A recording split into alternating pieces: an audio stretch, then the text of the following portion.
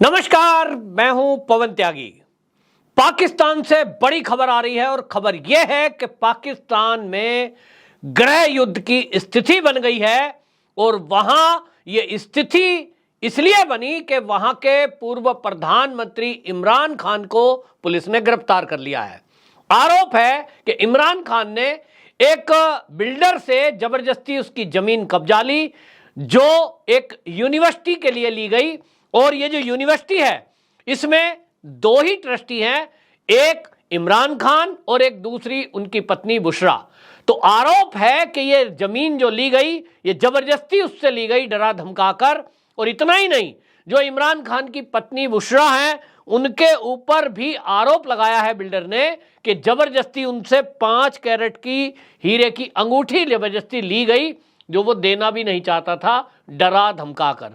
इस मामले में कोर्ट में केस चला था, सुनवाई के लिए वो आए हुए थे, लेकिन पुलिस जिस तरह से उनको कॉलर से पकड़कर घसीटते हुए लेकर गई, ये दृश्य जब पीटीआई जो कि पार्टी है, राजनीतिक दल है इमरान खान का, उनके लोगों ने देखा तो लोग गुस्से में हो गए।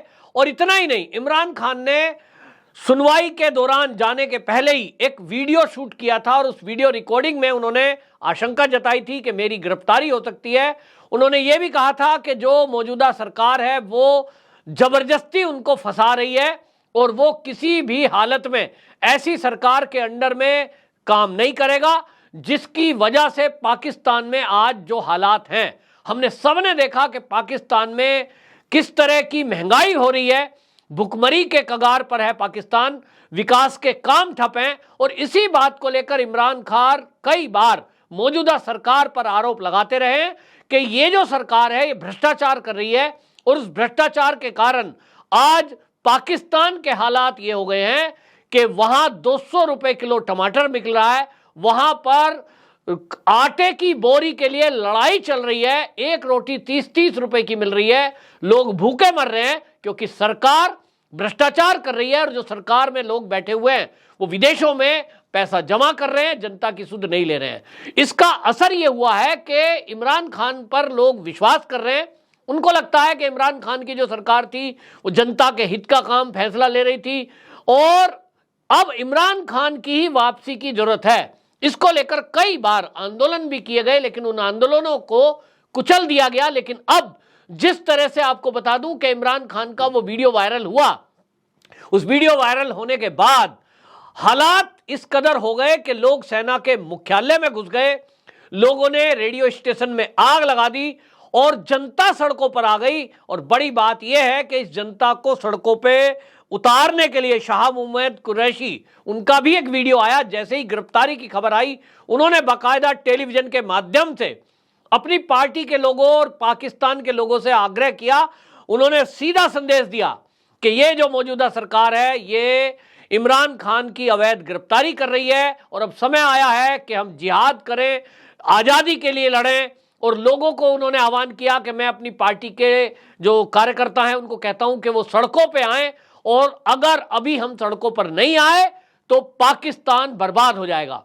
और ये जो आपको बता दूं, शाह महमूद कुरैशी और इमरान खान का वीडियो जैसे ही वायरल हुआ, जो उन्होंने पहले से रिकॉर्ड करके रखा था, उसको प्रसारित कराया गया टीवी के माध्यम से, कई न्यूज चैनलों ने चलाया, कई यूट्यूब चैनलों पे चला, तो पब्लिक में तेजी से फैल गया। और उसके बाद पब्लिक सड़कों पर आ गई, जगह जगह आग लगा दी गई, पुलिस के साथ झड़प हुई जिसमें कई लोगों के मारे जाने की खबर है।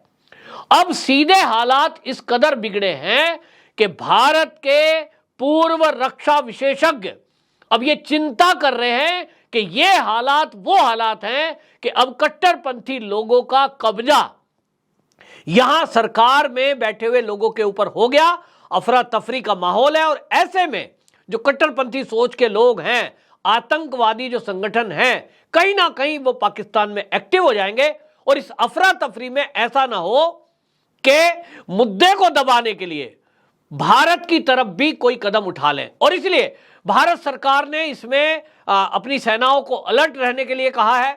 हालात खराब हो जाएं, कहीं ऐसा भी हो सकता है कि पाकिस्तान के पास परमाणु बम है, कहीं ये पाकिस्तान में कट्टरपंथी लोग परमाणु बम पर कब्जा ना कर लें इसका भी चिंता है। और इसी के लिए आपको बता दूं कि कई दूतावासों ने अपने नागरिकों को अलर्ट रहने के लिए कहा है। ब्रिटेन ने बाकायदा एडवाइजरी जारी कर दी है कि ब्रिटिश नागरिक जो भी वहां रह रहे हैं दूतावास में, वो वहां सुरक्षा से रहें।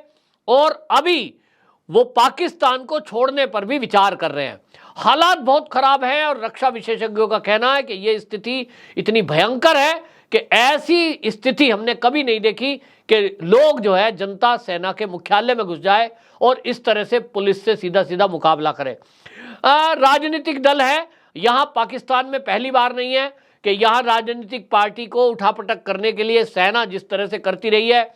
सेना का ही डायरेक्ट इनडायरेक्ट कब्जा पाकिस्तान पर है और सेना के जो पिट्ठू के रूप में काम करते हैं वो कट्टरपंथी लोग हैं।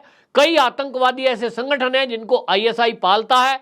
आईएसआई के इशारे पर वो उनके फ्रंट लाइन वर्कर बनकर बॉर्डर एरिया में भारत में घुसपैठ करते हैं, भारत के अंदर अस्थिरता पैदा करना चाहते हैं।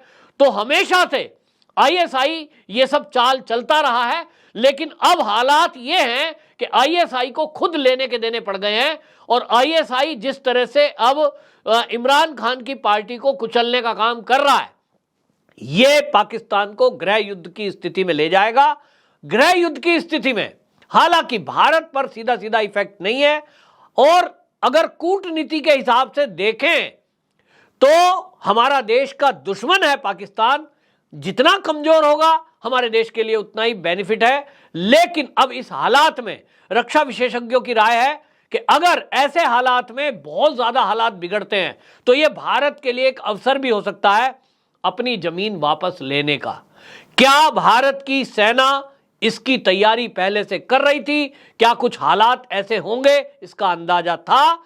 तो आपको बता दूं कि मेरे सूत्र ये कहते हैं, जो रक्षा विशेषज्ञ हैं, कि हां ये हालात की उम्मीद थी, क्योंकि जिस तरह से इमरान खान के ऊपर केस दर्ज किया गया था, भ्रष्टाचार का मामला था, करोड़ों रुपए के भ्रष्टाचार का मामला है, और इसमें यह देखा जा रहा था कि जिस तरह का भ्रष्टाचार हुआ उसमें केवल इमरान खान और उनकी पत्नी दो ही लोग इन्वॉल्व हैं। ये अल कादिर यूनिवर्सिटी है जो कि पाकिस्तान के झेलम डिस्ट्रिक्ट में थी, और इसमें 458 कैनाल वो भूमि है जो है रियाज नाम के एक व्यापारी से, जो कि बिल्डर का काम करते हैं, उससे ली गई। उसने बाद में कंप्लेंट की, सरकार बदल गई। जब सरकार बदल गई तो उसने ये कंप्लेंट की, उसके बाद केस चला, यानी भ्रष्टाचार के केस में इमरान खान को जेल की सलाखों के पीछे डाला गया है। लेकिन सवाल यह है कि जब सुनवाई चल रही थी और ऐसी सुनवाई के समय में फैसला आया, तो जिस तरह से कॉलर पकड़कर पुलिस घसीट कर इमरान खान को ले गई है, वो दृश्य इमरान खान की पार्टी के कार्यकर्ताओं ने देखा तो इससे गुस्सा आग बबूला हो गई वो, और जनता सड़कों पर आ गई। तो कुल मिलाकर हालात बहुत खराब है। सरकार और इंटेलिजेंस इस पर नजर बनाए हुए है, लेकिन अगर ये हालात ज्यादा बिगड़ते हैं तो अब आप ये समझ लीजिए कि पाकिस्तान खत्म होने के कगार पर है। दूसरी तरफ मैं ये कहूंगा कि भारत के लिए ये मौका है कि वो अगर देख रहा है कि पाकिस्तान कमजोर है और पाकिस्तान कमजोर हो रहा है, तो भारत इसी अवसर पर पीओके को भी वापस अपने देश में मिला सकता है, कब्जा कर सकता है। ये एक मौका भारत के पास आ रहा है।